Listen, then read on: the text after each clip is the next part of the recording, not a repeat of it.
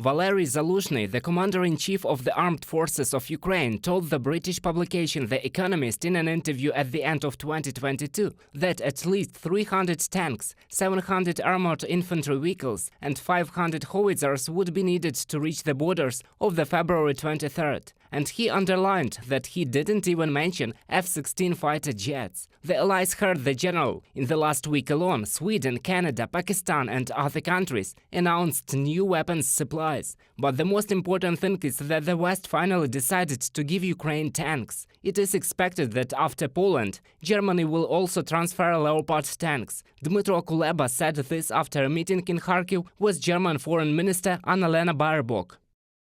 Every minute during the visit we were invisibly accompanied by the issue of Leopard tanks.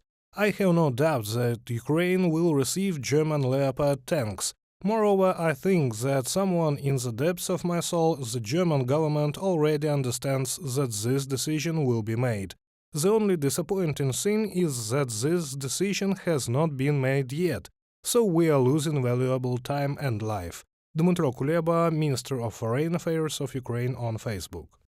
Thus, the allies have moved on to an absolutely new phase of assistance. According to experts and politicians, the West is no longer afraid of escalation by Russia. First of all, because Ukraine has shown the whole world that it is possible and necessary to defeat Russia, and Ukrainian politicians could find the right words to convince their allies not to be afraid of the Kremlin's threats. It is now 2023. The war in Ukraine is not over yet, but the tide is turning.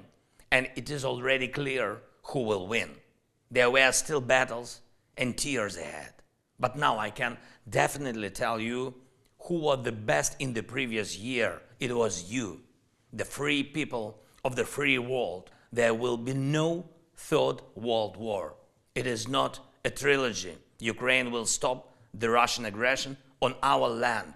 Supplies of Western offensive weapons are especially important now on the brink of a new phase of mobilization in Russia. It is important to reinforce the Ukrainian armed forces before replenishing the enemy troops with fresh forces. The head of the main intelligence directorate of the Ministry of Defense said that the next counteroffensive operation of the Ukrainian army is expected in the beginning of spring, and the new Western weapons could become the basis for a successful counteroffensive. Загалом, скільки нам треба, то чим більше, тим краще. Speaking about the number we need, the more the better, because if we need 300 tanks for an offensive operation in a certain direction, then of course we still need to liberate the Luhansk and Donetsk regions, and Crimea also. That is, we need a much larger number of tanks and armored vehicles. In the first days of January, France, the United States and Germany announced unprecedented military aid packages for Ukraine. Each country provided Ukraine with offensive equipment and artillery ammunition, and Germany agreed to supply another battery of Patriot air defense systems. Reported by Roman Smoler, Danilo Kobza, UATV News.